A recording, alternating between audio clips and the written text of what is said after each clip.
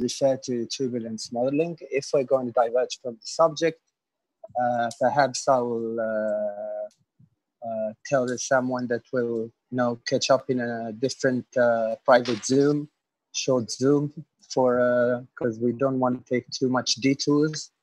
If the question is too exhaustive to answer, then a few guidance would be, a few words would be said, and then again, we can continue privately because we don't want to lose attention from others. I guess no one wants anybody else to see their faces. That's okay by me. But can you see me? Yeah, I can see you. Yeah. Okay. So everything's okay. So first of all, I wanted to introduce myself. I've been doing CFD for about 15 years. Some of you saw my podcast. I started doing CFD my second year of undergraduate studies. My father's old friend was a professor of the CFD lab, and he let me move the numbers from Fluent to Excel, and I excelled at it, and been doing CFD ever since. Used to work at Israel Aerospace Industries, mostly FSI, then running the analysis division in Elbit for about 7 years. Since then, I've been, some of you probably know me from Tensor, the ANSYS channel partner. As it happens, I'm doing Fluent most of the time, but I also quite acquainted with open source, CCM, and other codes which are, less top-notch maybe. I see there are many new ones joining.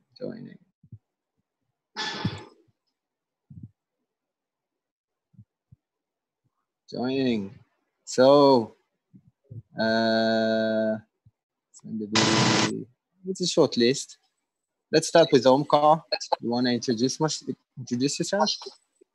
Yeah. Hello, everyone. I am Omkar. I am from India, and I'm working with Saffron India for turbomachinery analysis. Mm-hmm. And so it's been at least 4 to 4 years in total in my career about CFD. Mm-hmm. Interest in CFD? What's your main focus? Yeah, main focus on CFD is simulation of mainly turbo machine components. Oh, turbo machinery? Yeah. Yeah. Okay. So that's low Reynolds, actually, mostly. We're gonna have some stuff to say about that. That's a good thing that you said. Sahin, do you want to say anything else, Omkar? Do you have a special question which interests you? We're gonna go over the questions anyway. We're doing quite fun by time. Yeah. So there is no specific question from me, but as we go along the course, it will be nice to understand all the basic mathematics behind the different turbulence models. The basic mathematics. So we're not going to do a derivation here. It's not an academic course. It's like the blog. It's communicative. But we are gonna, I've sent you the PDFs. We're going to use them a little bit. If there's something that you want to ask about, I don't know, why is the realizable model realizable? What good does it do? What's the history of the K omega SST? Why isn't it just K omega? And what's the difference between K omega and K epsilon? And what's the, wall functions and stuff like that? Sure, you can do that. So Omkar, for you, I have one issue I would raise, and that's working with low Reynolds. Okay. It has close, some issues because you're working sometimes in the transition regime, and those of you who are acquainted with the law of the wall, your logarithmic part of the law of the wall is very short, it ends quickly. So you need to be very accurate. But we're going to talk about it. Sakhin, you want to introduce yourself? Sakhin Zanjay. Sorry, yeah, this is Sachin from India, and I'm a PhD student in IIT Bombay, and I've done masters in the CFD course only, and then I've switched over for a PhD. So basically, I work in the field of like external flows and internal flows, which are mainly high-speed flows. So for that mainly high-speed flows. I would be, yeah. You mean So you mean high-speed, real high-speed flows, like not stuff? like a compressible flows, but like incompressible means mainly water. Compressible. Mainly the water. So you're doing stuff like boundary layer shock interactions or stuff like that, or no. Mainly all the things will be related to like incompressibility, such as cavitating flow, that kind of applications. Okay, so what marks are you working with? So in my case, it will be fluid is a water or like petrochemical fluid. So Mach number will not be like much higher. Okay, that's cool. You have anything you want to add? You have a specific question you want to ask? We're gonna go through it anyway. We only have not 5 at minutes. this instant, but I would go along at the last. So I will ask some question at the end. Very good. Very good. Sakhin, the other Sakhin. There are two of them. Is that you? Sorry? Are you connected twice? Because there are two guys with the same name. Yeah, my surname is Sanjay. Yeah, so Sakhin, the other one. Well, never mind him. We'll jump to Oriel. Oriel, like it's Israeli, you allow the video on.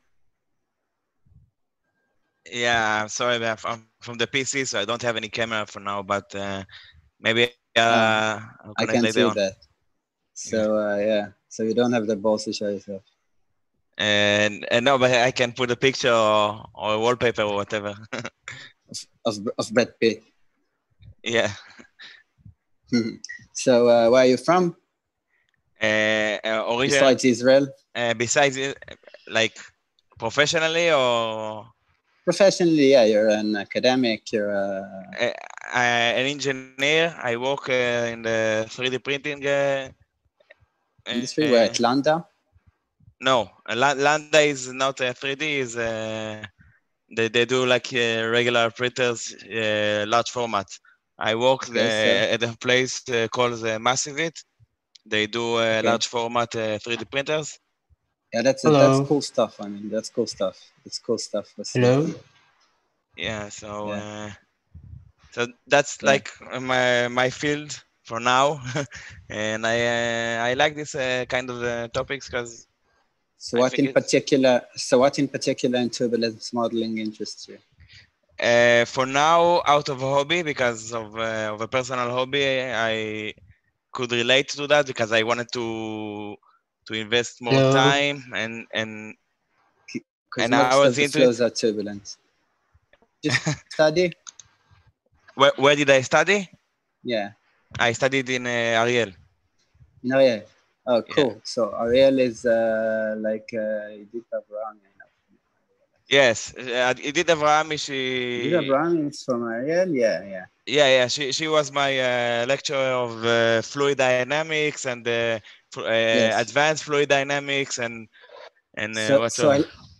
So I did a few theses for students. Hello. Hello. Now, George, you're muted. Do you want to say something? Do you want to skip? Hi, my name is George. I am from India. I am working as an assistant professor in a private engineering college. I've been working with CFD for the past 7 years. I'm also working as a part-time CFD consultant, especially for building aerodynamics. So let's not talk together. Everybody is going to get this chance to introduce himself. So that's all about me. I don't have any specific question now. If any question comes, I will ask in the later stage. Thank you, Tomal. Okay, very cool. Ido, you want to unmute yourself? Ido Binosef. Yes, he doesn't want to unmute himself. Hello, Tomar. You want to say? Yeah. Am I audible? Yes, Ido. Okay, so myself Sachin, without the surname. Sachin, yes. Where are you from? India too? Yeah, I am from India too. How long have you been doing CFD? So basically, I'm doing my undergrad in a private engineering college. So my research interest is related to rarefied gas flows. So, yeah.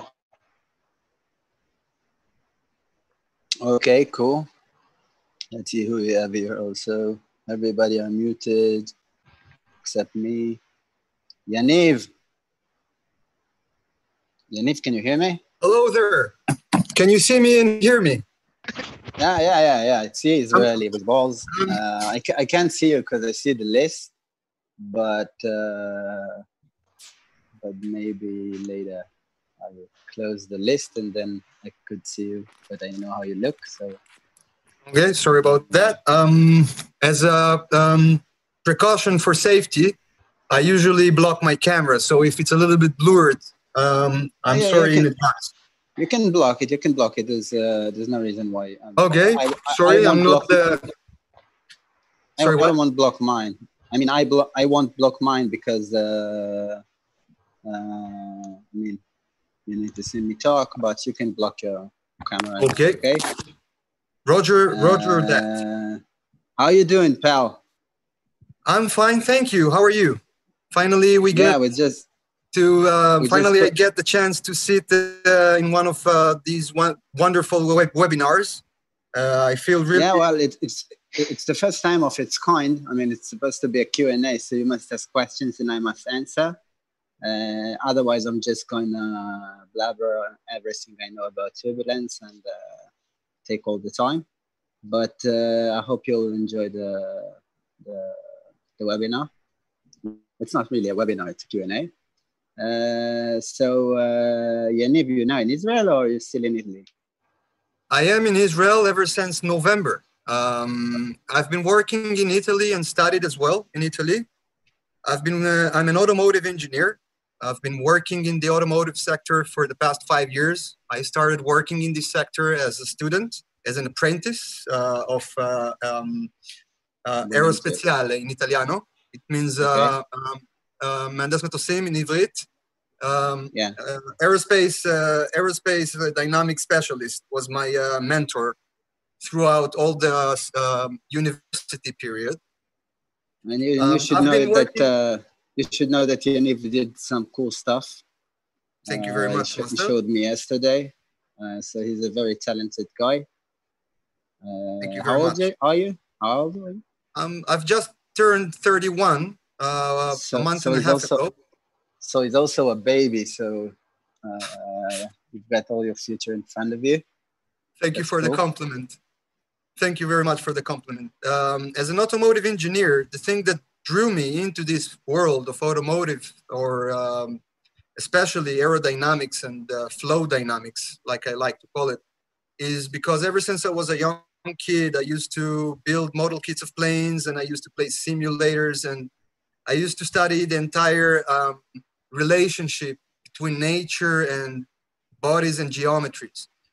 And in my field of experience in the sector, I've been designing many different aerodynamic extras for cars, parts from chassis to dynamics of vehicles, and even turbulence modeling for internal combustion engines.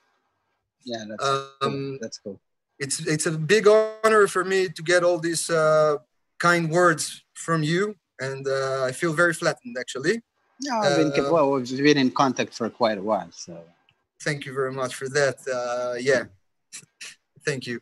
So yeah, I've been working in this sector because it's my passion, and one of my passions in this sector actually is the CAD, the computer-aided design. I've been mastering throughout these 5 years of experience in any kind of workbench or any kind of manufacturing process that is there in the automotive field, which is very much like the aerospace, not really like the aerospace, but very similar. Yeah. It's just not doing too well in Israel. I tried to apply to a university in England called Cranfield, but I wasn't ready yet for this type of studies. And later on, I applied for automotive engineering, and I passed all the admission tests. And ever since then, I am in the automotive sector, and I'm pleased for all the rights I've been given to work in this sector, especially in a place like Modena, where it's basically the entire motor valley of Italy, where all the brands, the most luxurious and the most rated brands come from, like Ferrari, Lamborghini, Pagani, some parts of Ducatis. So I've been playing around in the world of this sector for quite a bit. If there are any questions, I'm always here. If anybody needs any kind of help, I'm always here to help.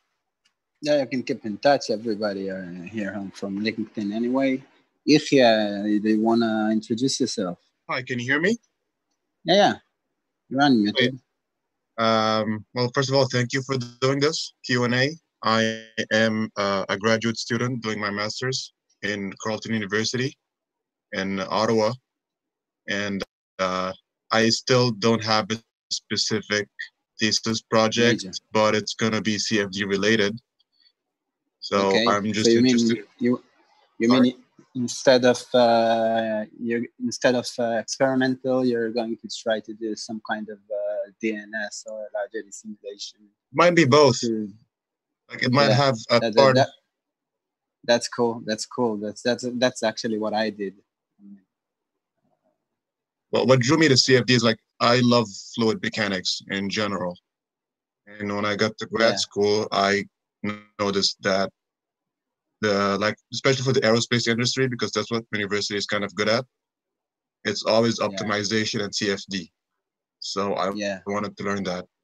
I took a class. I already have the fundamentals of fluid dynamics. I had to take a class for CFD to understand the numerical methods. I did some reading on my own. Of course, like the Lorena Barber class. Yeah, and that's pretty much it. Mostly numerical schemes and stuff like that. Yes, exactly. Yeah, cool. So, do you have a specific question you want to ask, or? Well, not a specific question, but I'm interested in knowing more about model order reduction in general. Oh, reduced order. Yeah. Okay, cool. Because I saw your interview on the podcast, and it's one of the things I read about, and I know it's going to be huge in the future, especially because of AI, which can be linked to it in a lot of ways. Yeah, it's going to be huge because of a few stuff. We're going to talk about it. Cool. So it's not really related to turbulence modeling, but we're going to talk about it because I think it should be part of the engineering process in any project. And it's going to be so pretty cool that you read it up. Ido, do you want to say something, or did Ido talk? I don't know. I don't remember. No, I guess not. Omkar, do you want to say something?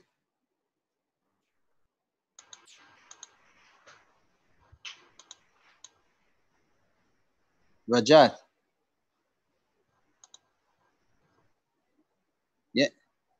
Yeah.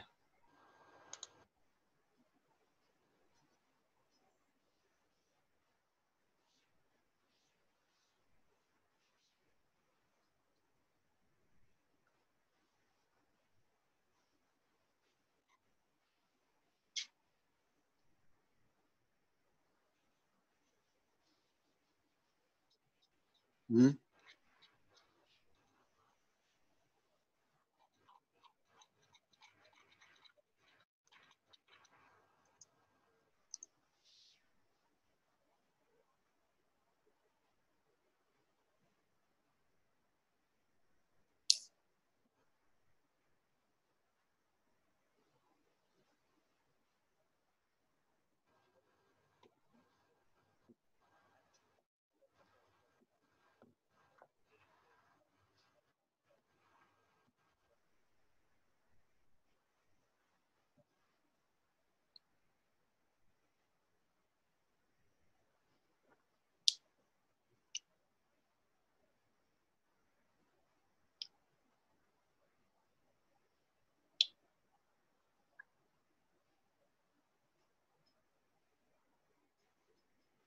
Okay, if I missed someone, please forgive me. I guess we're going to start. So all of you, I hope, have this PDF in front of you. Are you looking at the PDF, or does some of you? Yeah, you can see my PDF. Okay, so that's a PDF that I gather from most of my post blogs, most of the courses I led in Tenzo. Each one of them has a link to a post, which is one of the posts in the blog. You can see the 10x and Lumley definition of turbulence. What you can realize for that is that turbulence is a little bit hard to define. It's the last unanswered question of classic mechanics. There's $1 million prize, not for solving the Navier-Stokes equations, but for proving there's a private solution, or there's a solution at all. Here you see the future of CFD. That's kind of funny. I love this picture right now, much more than you can download it from if you'd like. I mean, you can read it. It's amazing. But it was written in 2015, and you can see the guys who wrote it. Pretty amazing guys. But they were way off. I mean, as you can see, there's nothing about machine learning and AI in here, but there was an understanding that we have a problem of a human in the loop. Did anyone not understand? If someone don't understand what I'm saying, just unmute yourself and ask, because it's better for you to understand than to miss a word if you have some problem with English. The human in the loop problem, I mean, the human should check the results, should be the one doing the post-processing. He should not be messing with the mesh too much. He should not be messing with convergence too much. Let's admit another friend in here. So that's what the vision was about. I have a blog which is pretty pretentious of me to, predictions about the future are quite hard. Or predictions are hard, especially about the future. So everybody of you know the energy cascade concept. Big walls have little walls, and little walls have much more little walls, all the way to viscosity. The famous song. Is there anybody here who can see large scale eddies to dissipating eddies? Is there anyone who can tell me what an eddy is? Who would like to try and say what an eddy is? It's a kind of a mechanism, but you can see what large eddies are, small eddies. Part of the vortex stretching effect. There's also a tilting effect, not just a vortex stretching effect. The vortex stretching effect made made how turbulence is supposed to happen, but there's also a tilting effect, and some of this work is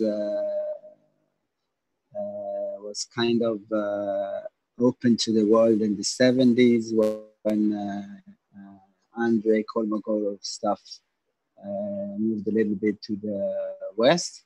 And amazingly, and we're going to talk about it later, that's when most of the runs modeling started also at the 70s. Until then, they had actually, most of us attribute turbulence to maybe Navier-Stokes, but it's not supposed to be for Navier-Stokes. It's probably for Osborne Reynolds with his famous experiment about Poisson flow and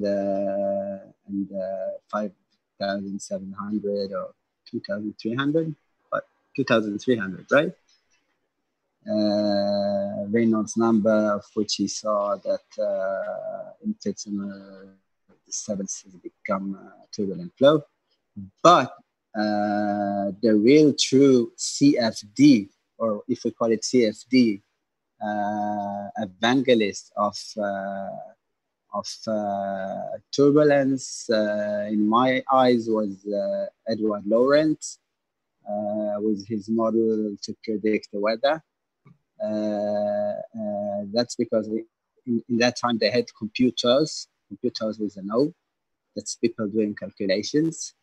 And what he saw that the phenomena of chaos, I mean, which really defines best turbulence, Navier-Stokes are deterministic equations, so chaotic equations. This means that tiny, extremely tiny variations in initial conditions grow exponentially away from each other, but they have order in this chaos. And there's this beautiful butterfly from Brazil making a hurricane in Florida that we know about. Direct numerical simulations, we can talk about it, but this means we model all the scale. There's no model in the model. In direct numerical simulations, the computer resources rise as Reynolds to the 9.4. If you consider times, it's about Reynolds in third in the power of 3. That's a huge number. And in every publication that addresses DNS, it would say it would not be possible in the foreseeable future. So that's a little bit about DNS, a little bit about the energy cascade, the universal cascade, the integral scale, the interternal subrange, and that's the Kolmogorov scale where the eddies turn into heat, and from there there's a spectral gap between the continuum and the molecular range. If we didn't have this spectral gap, which is mostly represented by the Knudsen number, then we'd have some problems to solve equations. But in turbulence, in the ranges you see here, energy comes from large scales, and then dissipates, goes through the cascade and dissipates on the small scales. Okay, so you have some pump pushing work into the machine, and you have losses on the way by friction, by pressure, and that's how it goes. What you see here is the 5.3. That's the 5.3 Kolmogorov second universality assumptions. Kolmogorov is one of the heroes of mine. He did a lot of work in fluid dynamics. Most of you probably don't know he did a lot of work in computer science too. He has the Kolmogorov complexity, like how you can represent a number with the least amount of data, like a number like pi would need extremely large amount of data to restore. Actually, but you can use the word pi, and then So I guess we're going to talk about Kolmogorov, but it's really not. For those of you who are going to do DNS, I suggest you turn to the. I have a series in my posts about DNS. The most important thing you should know is spectral methods, and if what someone wants to talk about it privately, I would be happy to Zoom about it. So let's go from DNS. You can see here Kolmogorov rules. Very interesting. There's a nice movie here which doesn't work because it's a PDF. But you see here the way we would usually represent, the rotational vector and the strain vector by the velocity gradient matrix. And that's one of the ways also you get the lambda 2 criterion or the Q criterion. So that's the beautiful pictures you usually see when you see, those flying stuff in the air. When there's a high resolution, they say it's a Q criterion or lambda 2 criterion. That's actually somewhat of measure of the amount of defaulticity that you have in a flow and its magnitude. So we can go then. It said resources. That's a little bit old. I guess they have now bigger and better supercomputers. Still, Spalat assumption was that even less would not be possible, feasible as a engineering tool for mass production till the 2070. Okay, now we'll start with the.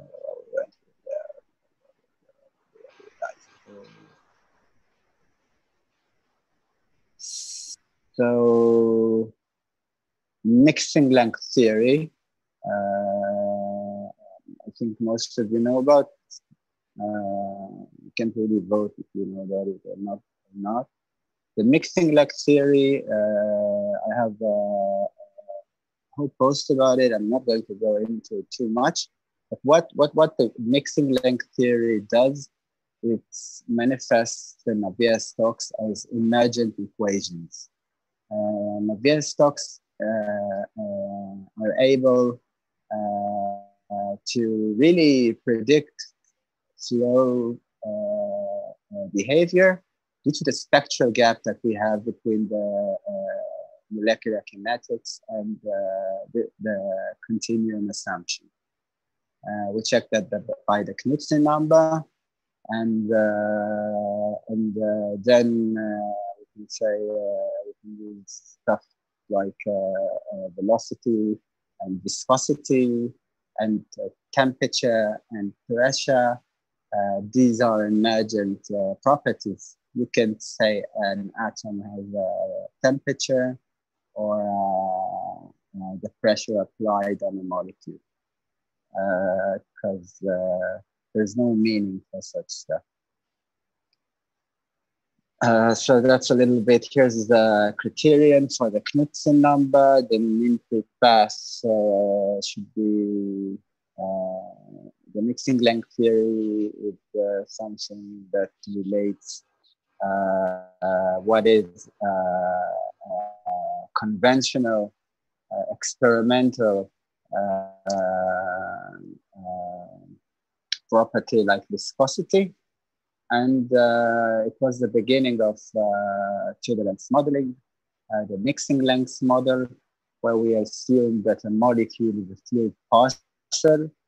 The term sometimes when you're told in aerodynamic videos, air molecules do that, or no, these are fluid parcels. There are no molecules there. The description is wrong if you use the word molecule. And the mean free path is the mixing length. And then he derived a model, which mostly you need to set everything in this model. It's a zero equation model. It works well if you already know the answer for the,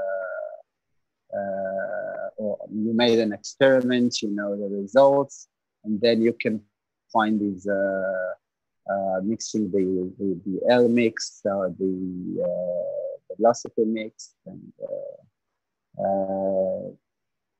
but it's not used anymore. It's studied, I guess. The Boussinesq hypothesis that stands in the basis of almost everything we do, including the large simulation. The Boussinesq hypothesis relates between the shear stress of the average velocity, between the gradient of the average velocity and the turbulent viscosity. And by that, with the Reynolds stress. So there is a connection between the Reynolds stress and the Reynolds stress that you see right here, and the gradient of the average velocity after we do the Reynolds averaging procedure. And what it means in rounds that we model all of the turbulence. So it's a little bit funny because most of the problems solved by turbulent flow. You have some laminar flow problems like with blood pressure, with blood vessels, and in micro heat pipes or something like that. But then most of the problems we solve are with have turbulence in them, and we model all the turbulence as long as we're talking about two equation models. I'm intentionally not talking about one equation model. I'm going to talk about one equation model, a specific one equation model, which actually is an equivalent to a two equation model. One equation model used to be the derivation for the kinetic energy and differential equation for the kinetic energy, and then some kind of specification of the dissipation of the kinetic energy. It's not used anymore. There's no reason to use it. We have enough computing power. It's not, you'll simply even not find it in code. So we're not going to talk about it. The K-epsilon model. K-epsilon model is the most, it's a Q&A. So guys, you must unmute yourself and ask questions every now and then. It's not a turbulence modeling course. We're not going to go through all the stuff if you not ask questions. So anybody has any questions? Yeah, right, I have. Yeah. At the start of the PDF, you refer to some kind of an eddy vortex or eddy constant. I don't remember exactly what was it referring to, but eddy viscosity. Yeah, I wanted to ask about it. I know it probably is a basic question, but I wanted to know what's the meaning of it, and regarding the pictures that you show at the beginning of with the vortex streets, Yeah, so first of all, the meaning of it is an analogy made by a scientist, which we derived a lot of properties like viscosity and from the kinetic theory of gases. We derive them by doing Taylor series and then cutting it, and then there's a full derivation. You can see I have post on the Boussinesq hypothesis. What he presumed is that we can imagine a molecule to be a fluid parcel. What's a fluid parcel, you ask? It's a fluid parcel. It's above the continuum range, okay? And we can imagine the mean free path. So that's the average path that two rarefied air molecules go before they collide as a mixing length, okay? So he derived the same way you can derive a viscosity, which is a fluid property. He derived an eddy viscosity. The difference between them is that while the viscosity is experimentally verified and it's a fluid property, the eddy viscosity is a flow property, which means every flow has a different value of eddy viscosity everywhere in the flow.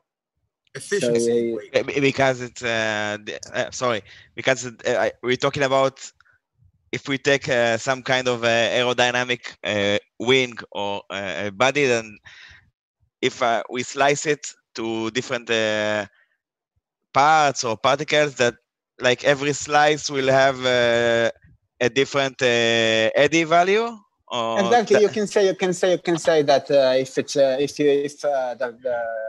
plane is at sea level height, then there's 1.223 kilograms to meters in the third degree of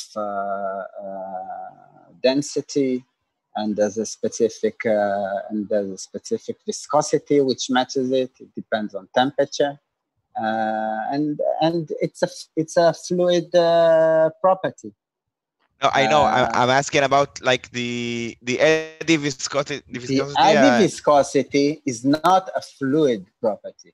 Yeah, you told that it's a flow. So I'm trying to ask if we take an aerodynamic like a wing or a plane or whatever, then if it's like per slice, if we slice this profile then to again, different. Yes, then you'll probably in flight have a boundary layer, and you'll have a different, and we're going to show it afterwards. It's one of the tips I'm going to tell you on how to check that your mesh in the boundary layer is okay. It's a Florian Menta tip, so you can trust it. And then you're going to have in the boundary layer itself a huge difference in the eddy viscosity. Outside less, but yes, it's a flow property. It's not a fluid property. That's the big difference, and this difference is huge. So we're basing our Reynolds stresses on the same assumption that you have, for the stress, the wall shear stress equals minus the viscosity times the normal gradient of the velocity, right? Mm-hmm. Yes. You agree? Do you agree? Yes, I agree. Yep. Yeah. I agree. Okay, so the same. There's a Reynolds stress, but now instead of viscosity there, you have the eddy viscosity, which is a flow-dependent property, and you have the gradient of the average velocity, the one we got from the Reynolds averaging procedure, which I'm not going to show here, but if you want to ask. Hello. Yes. Yes, I can hear you. Okay, so yes.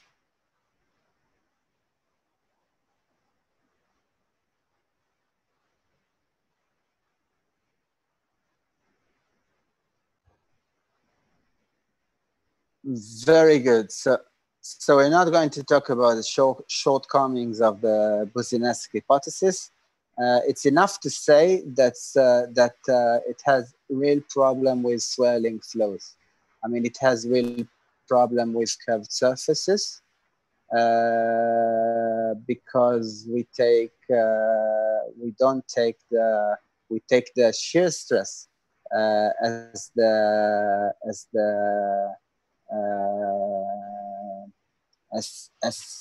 what determines the turbulence, and we don't take this. If you saw here, there's a little when I talked about the lambda, you see the velocity. That's the,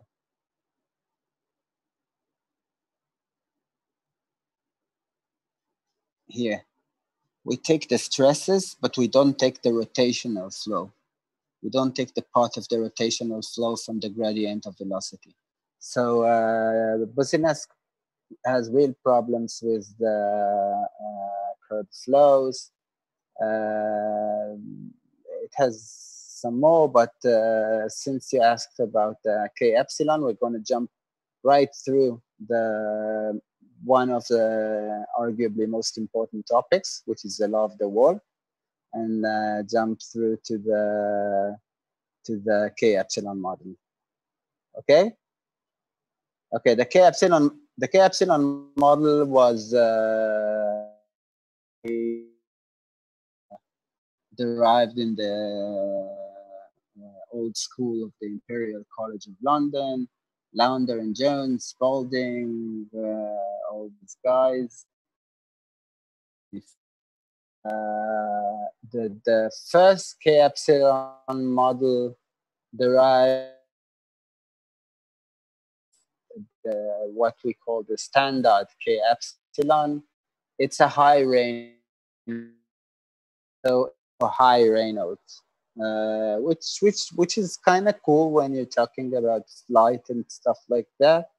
But not all flows are high Reynolds flows, and then you kind of get messed up. So you can use it's simpler. I mean, algorithm is simpler, less arithmetic processes. But the standard K epsilon model, which is, I think it's rarely used. Most of you are told by someone, don't use that, use the realizable model, right? So directly to the K epsilon model. So in the K epsilon model, we have two additional equations. You can see the relation between the eddy viscosity. Here it's the dynamic one, but it doesn't really matter. It's just the rho. You can put it here, and then it's the kinematic eddy viscosity. And there is a relation between the kinetic energy and the dissipation of the kinetic energy. And you solve two more equations of differential equations. One of them for the turbokinetic energy. You solve them together with the Reynolds average Navier-Stokes equation. So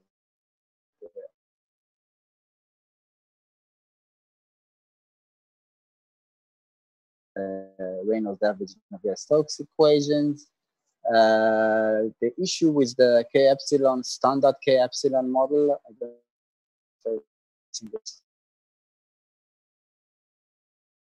no, but most of it here is on the standard K epsilon model, is that it has some problems. It showed that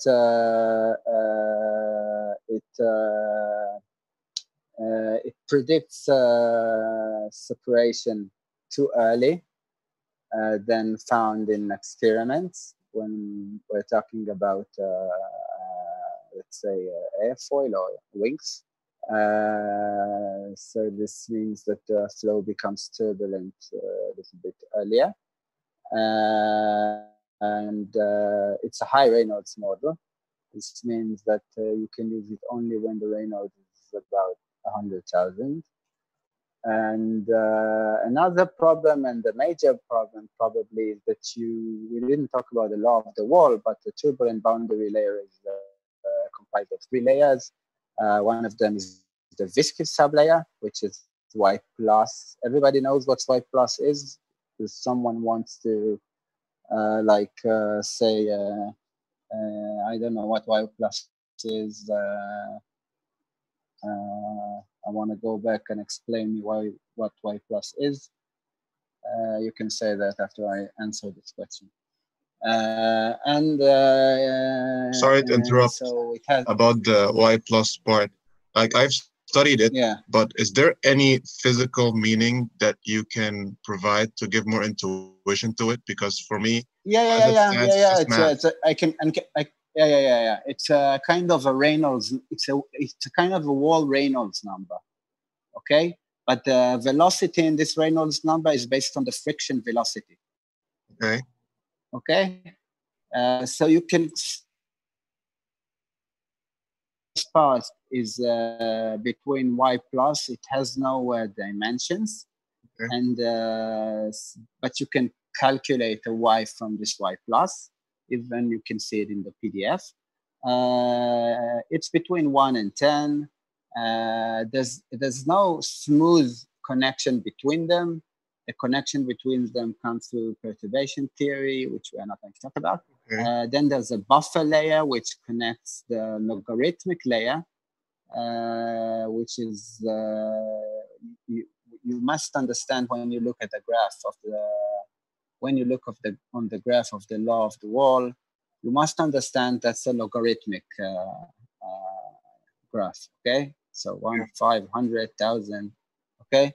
So that's this part here, this viscous sublayer, sometimes called the laminar sublayer, is somewhat, you want to continue until after 7:30, or you want to do another Zoom sometimes else? That's completely up to you. I'm okay with it. We can go to late. We can go to late if you want. Sorry to interrupt. In a way, the K epsilon model that you've just showed is one of the fundamentals in every wind tunnel. Yeah. I'm talking about this because it's going to be directly connected to what I'm going to tell you about the K epsilon model. Okay? Okay, so this one is the viscous sublayer. It's actually linear. It's also called the laminar sublayer. This is a buffer layer. Usually in ANSYS, in Fluent, they have a number which is 11.225, which depends on if it's below that, it's a viscous sublayer. Above that. Log layer has something very interesting in it. It starts in white, in an ending. It's longer as the Reynolds is larger, which means that if I have a low Reynolds velocity, a low Reynolds, like in turbo machinery, then the log layer could end at about 400. And I need to take it in mind to have the fine resolution to capture the log layer, okay? If it's an airplane, then the log layer can stretch about 5,000, okay? So there's intentionally no number defining the end of the log layer, and it's very important. After that, it's the defect layer and the free flow. Going back to the K epsilon, what they found out is that the epsilon equation could not be integrated, could not get Dirichlet boundary conditions. Dirichlet boundary conditions, I mean, epsilon equals 0. It could not be integrated to the wall, which means that the model is very problematic. We need something to overcome this. If it's the standard K epsilon, then what we do usually is use wall functions.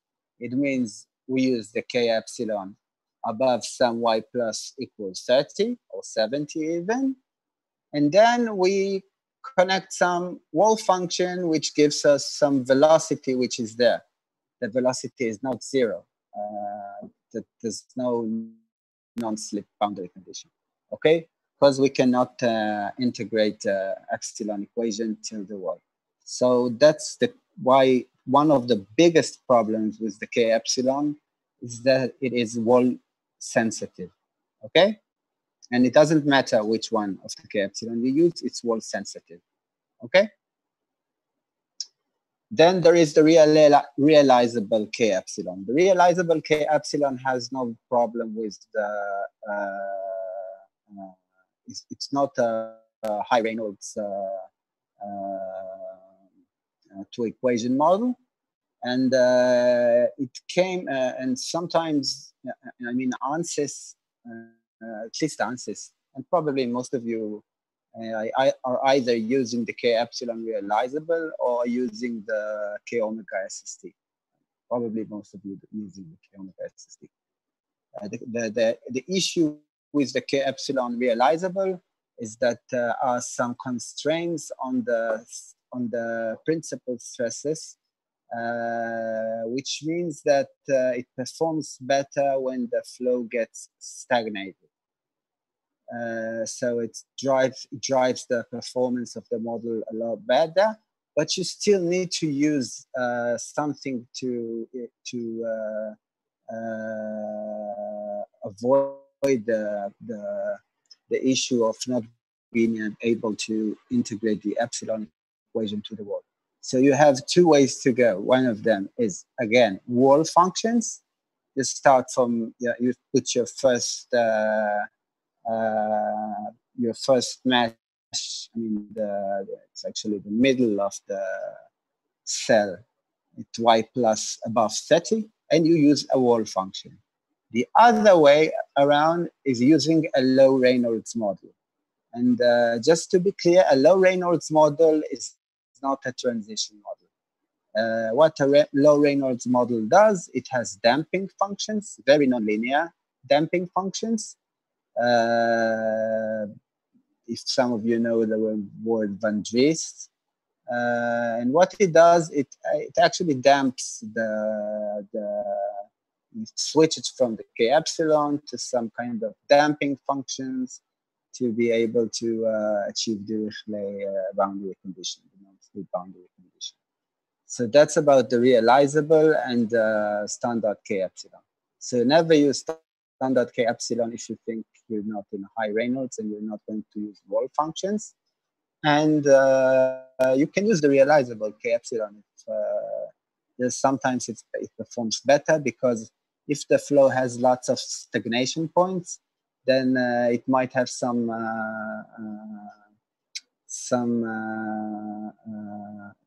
might perform better than the K omega SST. Okay.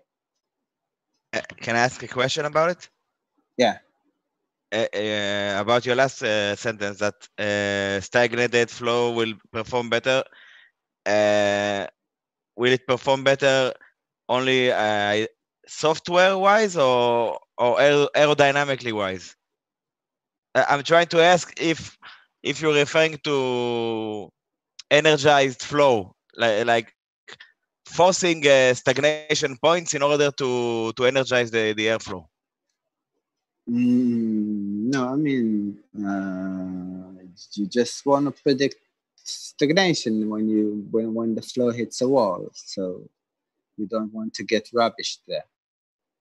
So it's software-wise in order to get like. No, it's also aerodynamic-wise. I mean, you could have a place of stagnation. Imagine a flute with many pipes going through it. You know, one flute with pipes along the way and the wall in the end. You have a stagnation point there. Yeah, you want a model which can raise the pressure correctly to divide the flow between those pipes. So the realizable model has some advantages in this regards. And you don't need to play with the constants. I mean, there are constants which were derived by experiments.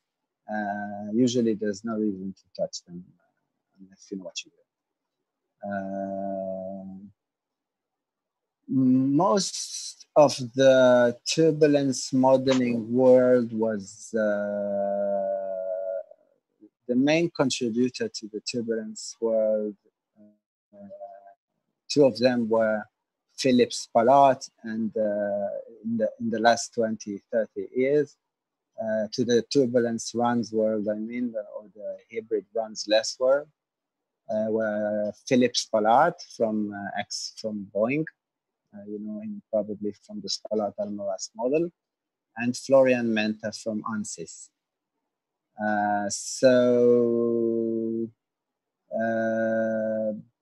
Did anyone want to talk about the Spalart-Almaraz model? Anyone have any question about it?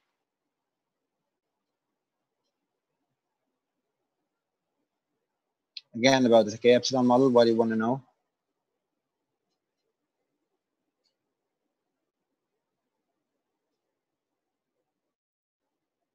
Oh, the standard K-epsilon is a high Reynolds model. It's a high Reynolds model. You should use it when you have high Reynolds. You should not use it when you don't have high Reynolds. When the flow suffocates, or when you have, then you might have problems. It's a high Reynolds model, and it's very wall sensitive. It's very wall sensitive. What you have is the K omega SST, or the K omega baseline model, which I'm going to tell you a little bit of the story about the K omega model. The first K omega model was actually devised by Andrei Kolmogorov, but it was never coded. It was never even out until the 70s. All the meaning of omega taken afterwards by David Wilcox, which, if any one of you want his book, you can contact me. It's not in print anymore, so you can't get it. I think it's one of the most amazing books ever. So actually, the first K omega which was coded was the Wilcox K omega, and it was coded to remedy the problem of the sensitivity of the wall sensitivity of the K epsilon. But what was found that K omega was not wall sensitive. You could integrate it to the wall, no problem. But then it had problems with the omega equation in the free stream. So down came Menta, then he was in SL Langley in '92, and said, why don't we combine between the two? And we solved the K omega inside a portion of the boundary layer.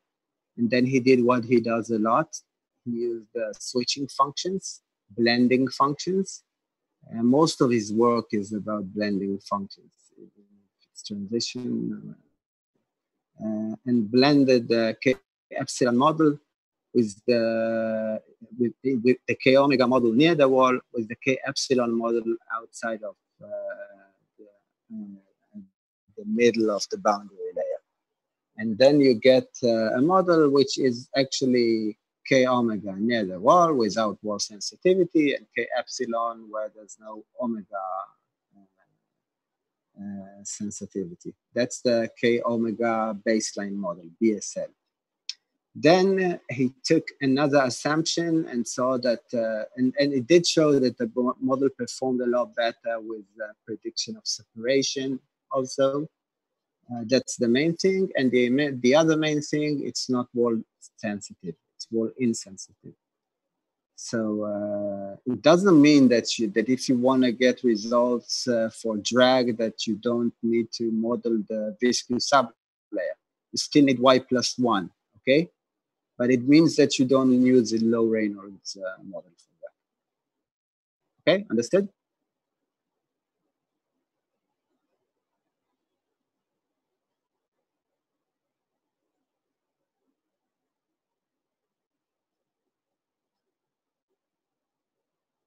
Low Reynolds application might involve transition flow. They might involve the log layer, which I told you when I showed you the law of the wall. The log layer might end at 400 Y plus. So you might have, you might even not have a log layer, okay? It's very problematic, especially for turbo machinery flows. Usually in turbo machinery flows, we work in the low Reynolds regime. So we take very good attention, pay very good attention to sometimes using transition models, the LCTM, the transition model of Menta, or using some kind of prediction to high resolution.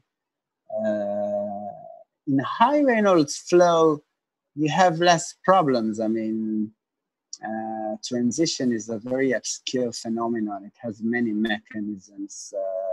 It has the natural transition, the one you see on airplanes, the regular Turbulence waves. It has the phenomena which you usually see in turbo machinery, which is bypass transition. You have many kinds of, transition mechanisms. It's something which is still investigated. And, so that's the main difference between them. Okay, again, if I'm returning to the K omega SST, so the addition between the baseline model, which already connects between the K epsilon in the innermost portion of the boundary layer and the outermost portion of the boundary layer with omega, is what's called the Bradshaw hypothesis. The Bradshaw hypothesis changes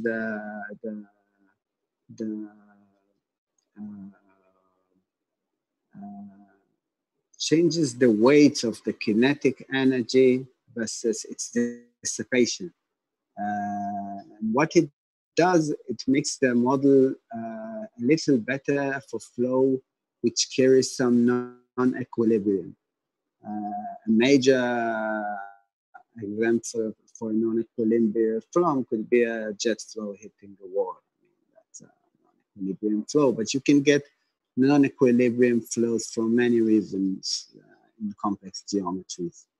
So that's why everybody always say in closed systems use the K omega SST, because you might get regions with where the flow will become a little bit non-equilibrium. I mean, between the kinetic energy and the dissipation of the kinetic energy.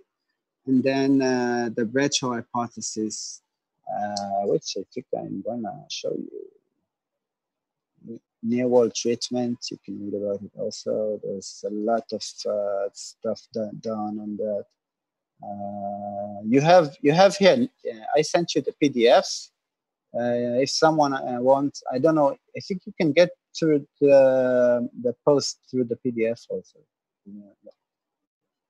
There's not supposed to be any problem. So that's the Bradshaw hypothesis.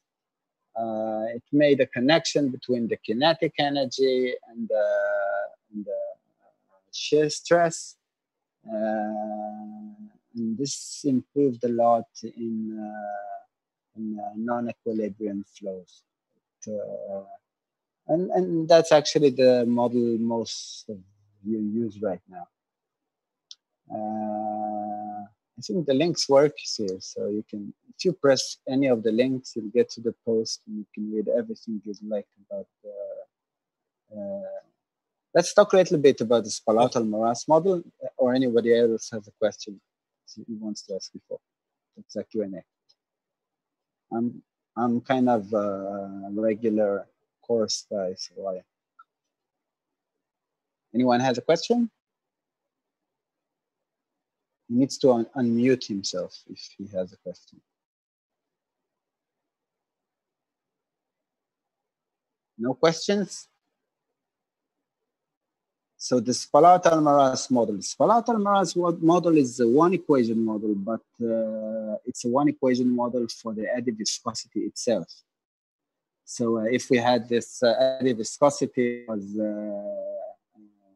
some alpha times K kinetic energy squared over epsilon, then now we have one equation for the eddy viscosity itself. So it's a one equation model, but it's a one equation model which is should consider be a closed model. We have everything we know. We don't have to guess no length scale or velocity turbulence scale or velocity time scale. The issue with the Spalart-Almaraz model is that it was I'm going to have to do a little change here, so you guys should excuse me.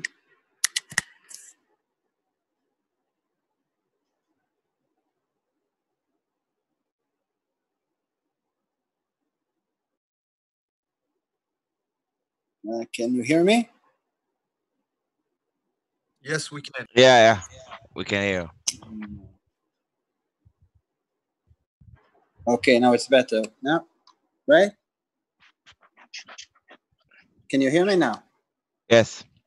Yeah, we can hear you. You can hear me. Not very well, but you can hear me.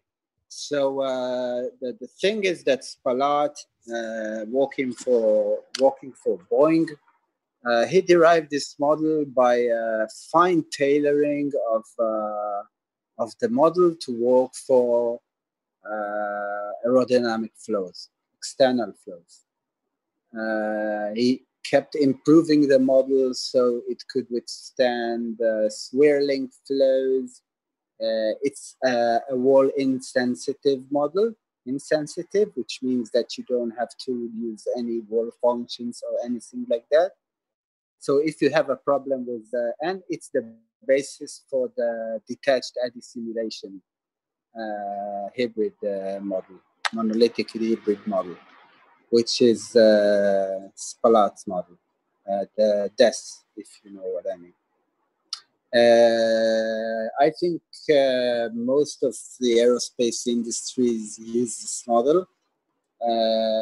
They can by all means use the K omega SST, but this one is simply perfectly tailored for aerodynamic flow. So that's kind of cool. The rotation correction, the transition modeling. I did my thesis on transition modeling, a specific kind of transition modeling called the bypass transition. Usually you could find it bypass transition in turbo machinery. Bypass means it bypasses the natural Tolomyan-Schlichting wave kind of way that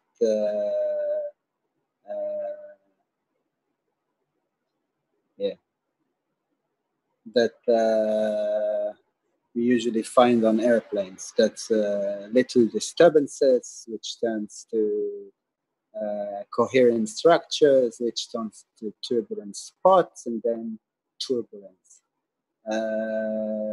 What they did is they used a large amount of data, and that's why it's called LCTM, it's local correlation. And actually the local correlation model, turbulence model, fits quite a few mechanisms of transition, although it's trustworthy when prediction of transition is not of the most importance. I mean, the exact point of transition, or there were other ways to calculate till then transition, the EN method, and combining stuff like the EN method, solving the Sommerfeld equation. It's a very huge and sophisticated and still investigated and very unknown topic, but it seems to work at least by the validations that ANSYS proposes very well. It was devised by Volker from General Electric and Menta from ANSYS, and you can use that if you think you have a transition issue. I mean, if I remember correctly, sorry for interrupting, this model is used for ducts, mainly for ducts. It's used also for turbo machinery. It's one of their validation shows an helicopter. But yes, in ducts, especially in when you take blood flow as not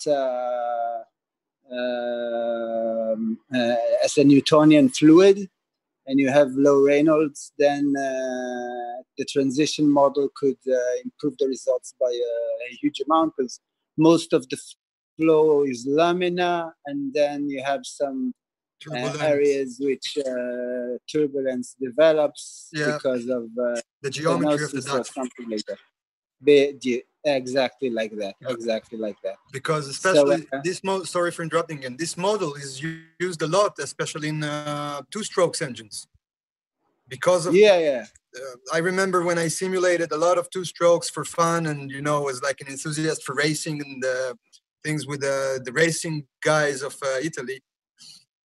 We used those models in order to design the inlet and outlets and the ports. It's Yaniv, right? Yeah. It's Yaniv talking, right? Yeah. Exactly. We spoke about it yesterday. Yeah, exactly. But again, you should remember that there's no real theoretical basis between the work you see here, which was done by Dan Henningsen and Philip Schlatter and all of them, and the work that Menta did.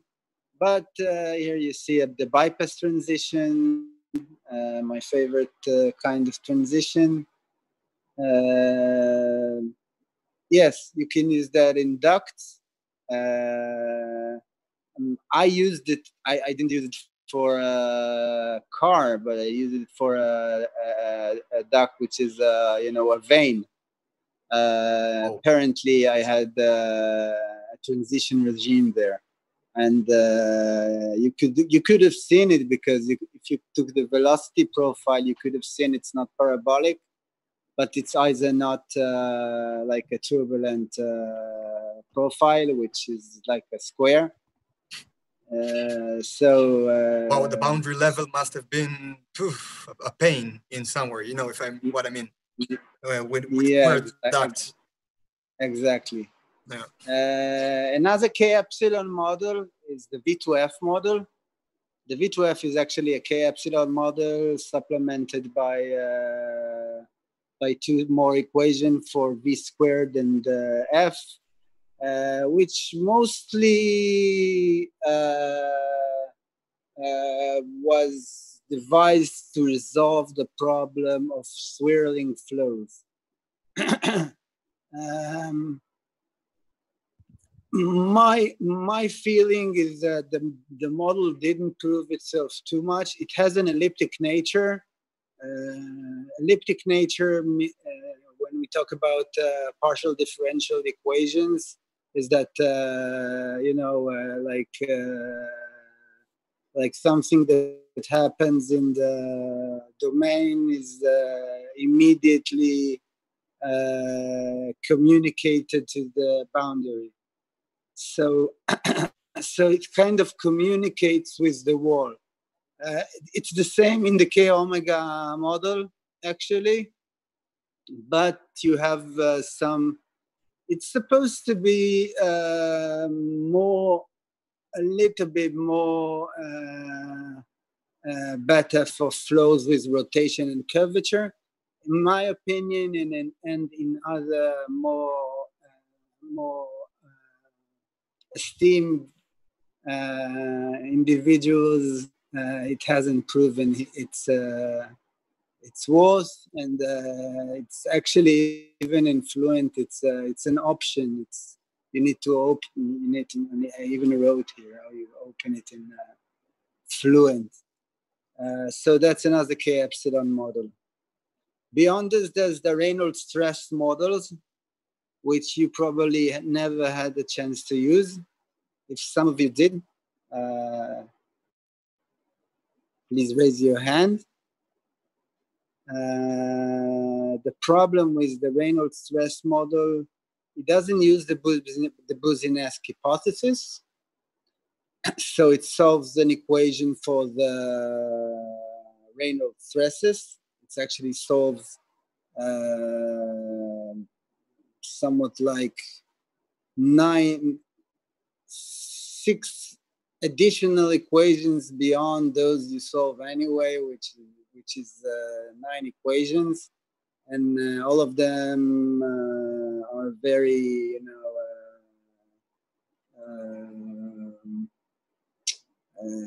forgot the word, Tsumadot, very, it's supposed to contain more physics, but it actually very hard to converge, and it's not worth the time, as now we can use hybrid models and which give you more turbulent content. In RSM, in Reynolds stress models, still all the turbulence is modeled. Then we go to the scale adaptive simulation model, which I know all of you used a lot. It was developed in about 2003 by Mentor and Agorov. Agorov and Mentor still work together. I used to see emails between them. And the issue with them is that they took Rhodes' equation from the 50s, who tried to and made some changes which allowed the model to not break to what's usually happening is that 2 little eddies combine to 1 big eddy, and we can't see turbulent content in runs.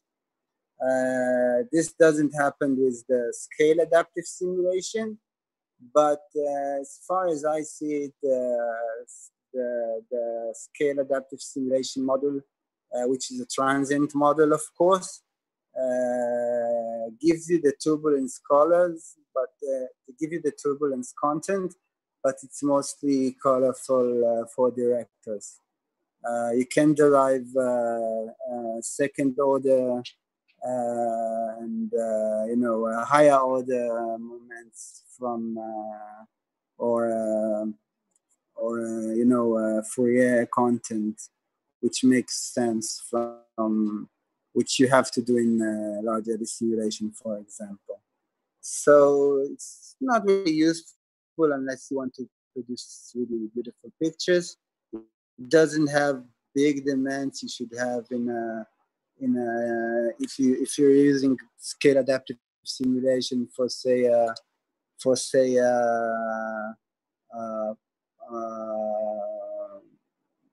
don't know, vortex generator. Vortex generator above a pipe, or then 20 cells per diameter would do. But you should consider that it should be not only on one direction, okay?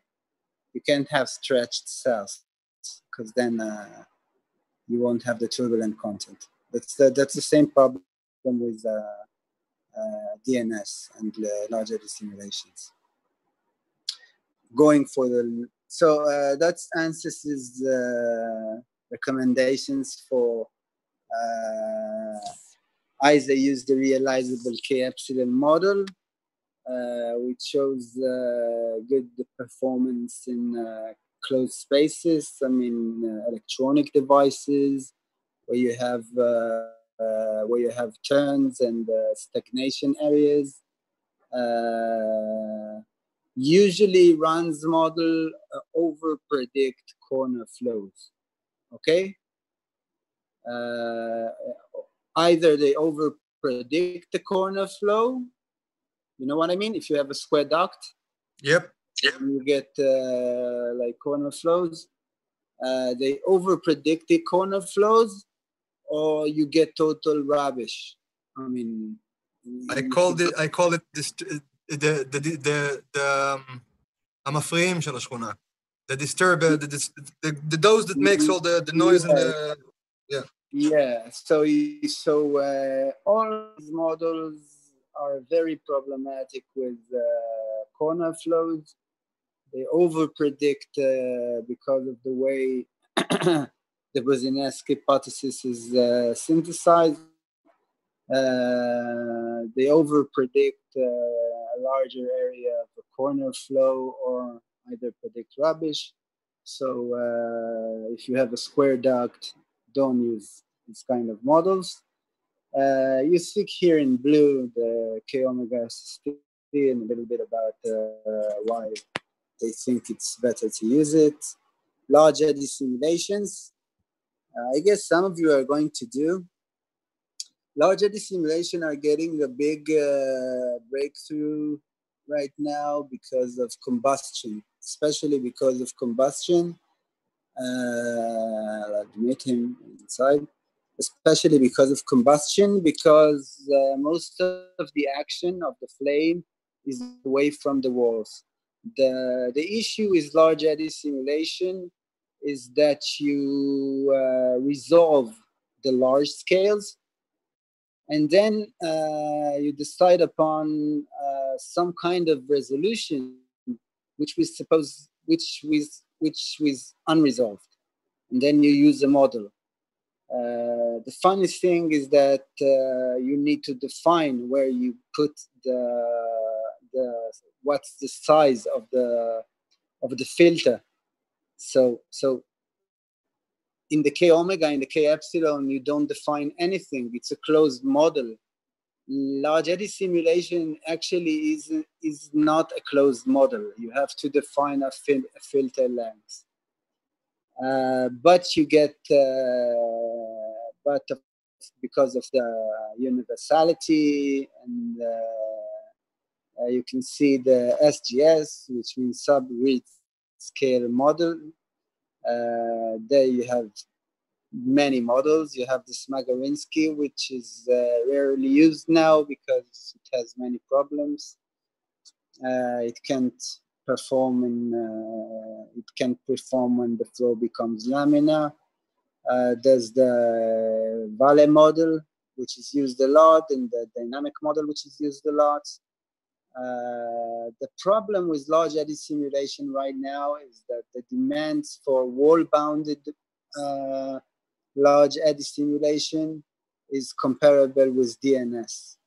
I mean, the smallest, the highest resolution, the near resolution would comprise 90% of the cells, and should be of the size of the Kolmogorov's length scale, which is what you have in DNS.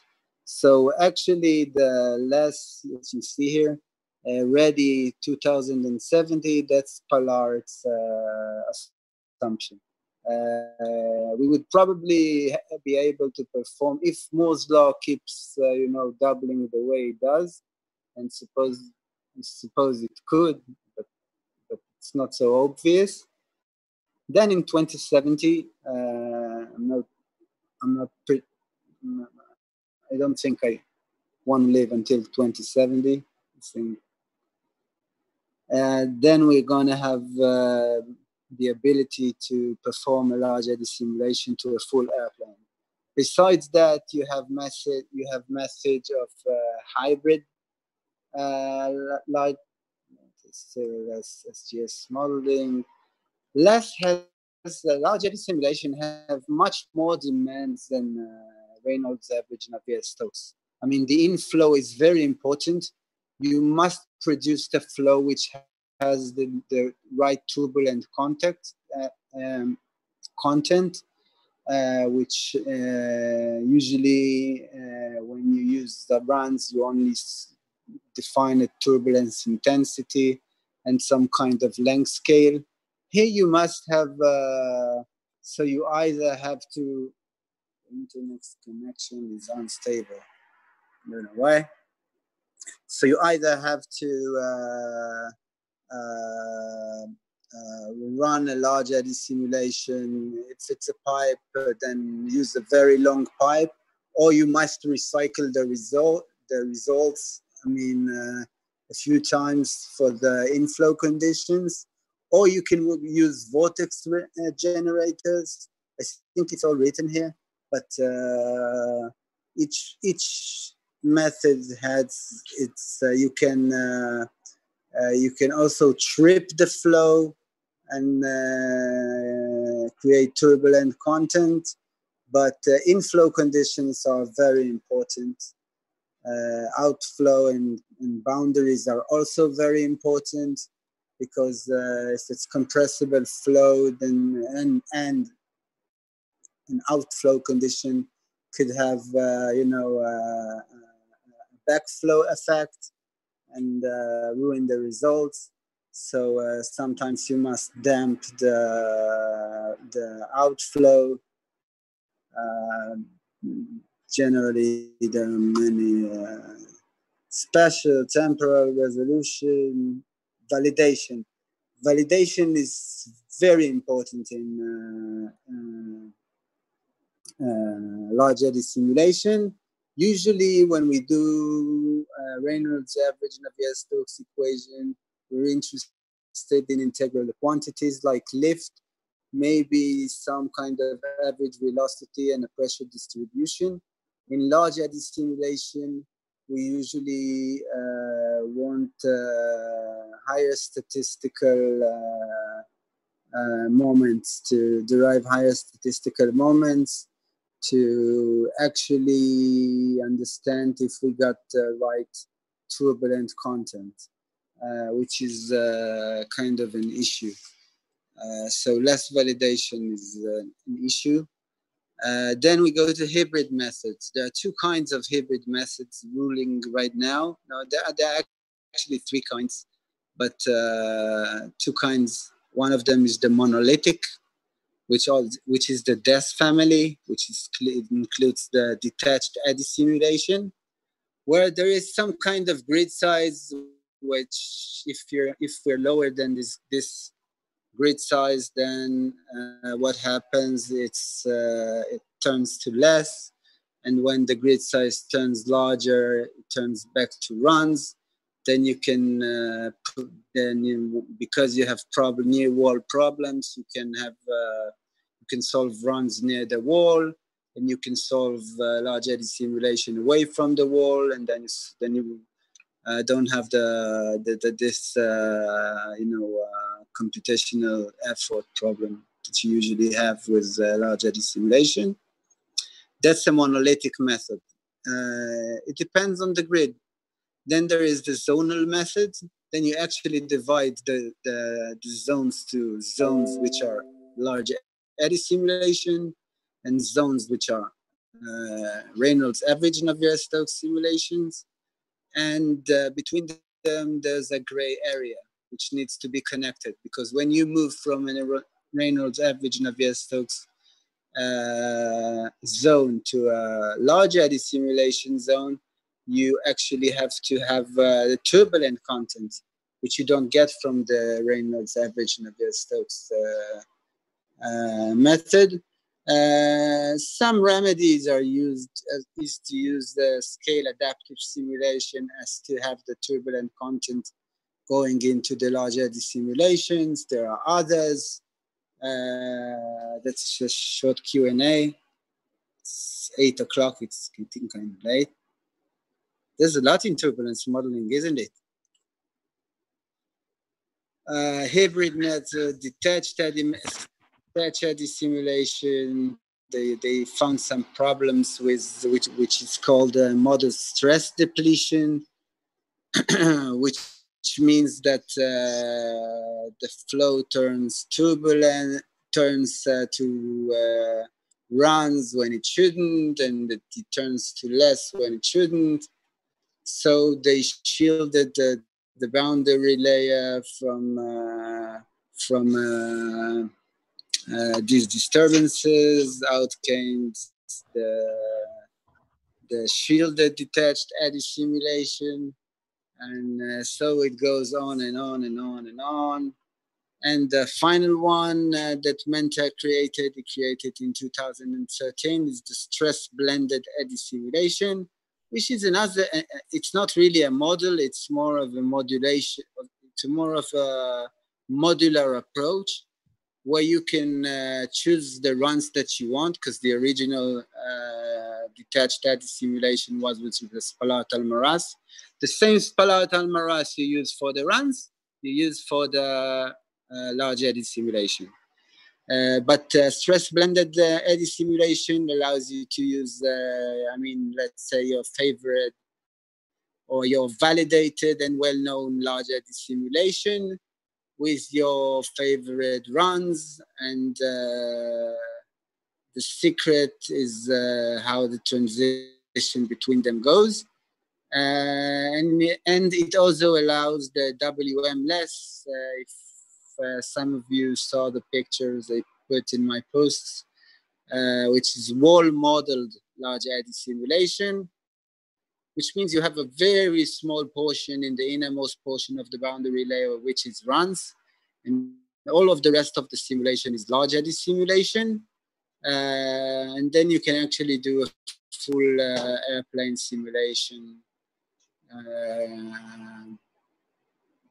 The issue is how you trigger the last mode, the large eddy simulation mode. Any questions by now, or we've talked about embedded zoneless. These are all the models you have. You have them in Star CCM. You also have them in Fluent. You have a post of each on each page here has C link 4, sync link 4, C link 4. You can read the post about it. It connects you directly to the All About CFD blog, and you can use it.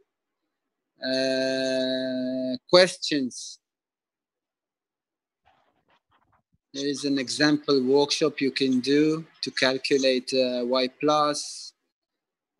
You can either use that will give you the same answer as the pointwise automatic one. If you type pointwise Y plus, you get a Y plus calculator, or you can use this. I have an Excel if someone wants. It's very easy to do that. It's taken from an ANSYS course. I stole it from them, but this one is mine. It's a little try. Any questions, friends? Something unclear? Everything unclear? Tough crowd. You can unmute yourself and ask questions. Feel free to ask whatever you want. I mean, it's a very large topic. It's a topic that in Tel Aviv University was taught for a full semester. I was already into turbulence modeling a lot before I started my thesis.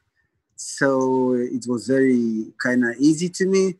And the one who taught the course was the brother of, he teaches it was a one-time course in Tel Aviv. He teaches in Ben Gurion University. And he's the brother of the one who invented the NRG, the group normalization theory, K epsilon model, which we didn't talk about because it's I think it's too much information to It's going to make a salad. No, it's a very rigorous model. What they try to do there is based on vocabulary from quantum field theory, and then the Q&A would become very. But I'm intending to write a post about the energy model soon, which I hope you'd like. Any questions? Sorry to interrupt, but when we talked about the SST model, I had a project once where I had to compare between SST and the K epsilon for supersonic flows, and the K epsilon actually proved to perform much better than the SST. I was just looking at the slide you have open, and there's nothing about that kind of flow, so I was wondering if you have any intake or recommendation for. So it was a conversion diversion nozzle. Yeah. That's an issue we didn't raise. Supersonic flows and even beyond that, there are issues that, first of all, I don't know how far you got with the validation. I mean, if you got first order data like lift and drag, or did you do higher order moments, or but the issue with supersonic flow, and even more than that, is that it's a field which is still very much investigated, especially when you have shock waves and boundary layer interaction, where it's a problem which we haven't still investigated thoroughly. I mean, it's still work in progress. So it's like I have to say something that it's to everybody. So many people obviously turn to me and send me emails about. I get like 100 emails a day with questions. Some of them are on multi-phase flows and supersonic flows, high Mach number flows, real high Mach number flows. Those are subjects that are still under research. I mean, we still don't know too much about boiling or cavitation, friction, or even friction. But turbulent flow, and especially in very high Mach flows, all the chemistry breaks down. And so jumping on questions about I can tell you the difference between DPM and VOF. I mean, it's a question of resolution, but really solving a problem like I had a project with someone which was micro heat pipes, which were based on boiling, and it was such an. We got our correlations quite okay, but it's a subject that we usually don't really know. It's still under research, so it's very hard to answer your question about why the K omega SST, because actually when you think about it, the K omega SST is K epsilon in the outermost portion of the boundary layer, right? Exactly. Just to clarify, it was a flow through a CD nozzle, so there was no lift or anything. My validation was done through that I would solve it analytically, predict the shock wave, predict its location, and then run the simulation and see if it matches. They both they predicted different shock wave locations, and the SST failed to predict overexpansion. Yeah, So it over-predicted, actually? No, it didn't. Like the overexpansion case, it showed it as a no shock. It was perfect in SST. It's a no shock. Yeah, but for So K the epsilon, K epsilon, there was the K epsilon. That what I think that it over predicts shocks actually predicted a shock. Predicted it. Yeah. And I knew I knew that was the case because I had already solved the pressure ratio with the area and all of that and done the analytical work.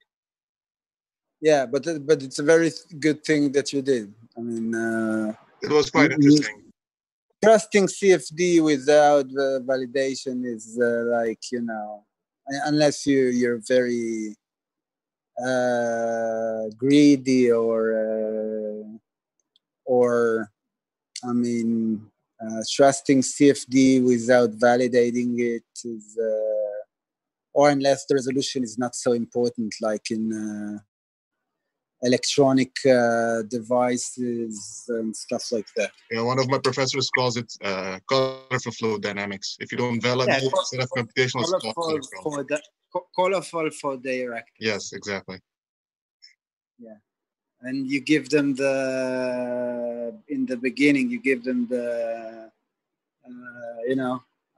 managers, 2 sentences, did this, did that, everything's good.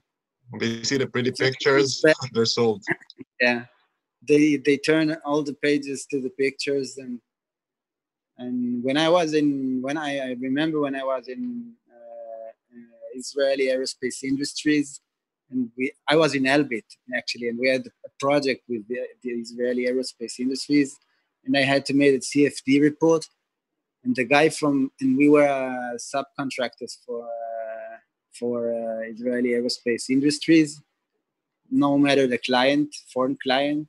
And then he comes to me and he said, "What the fuck? You write too much about the turbulence modeling and the way you're gonna make them ask too much questions.